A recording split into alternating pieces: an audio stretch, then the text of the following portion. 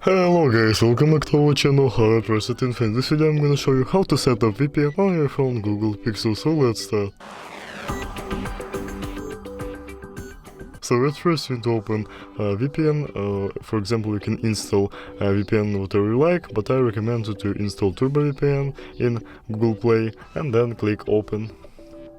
So here we need to click agree and continue. Wait a couple of seconds. It's setting up the VPN. Then click here to discard the ad and click allow. And then to connect to the VPN we just need to click here, tap to connect and then click OK right here. And wait a couple of seconds. Turbo is finding the fastest server, so we are waiting for the VPN server.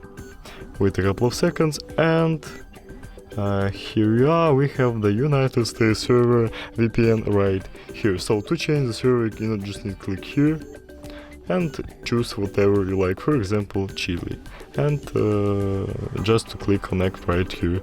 So guys, if you like this video and if you like our channel, please subscribe and see you later guys, bye bye.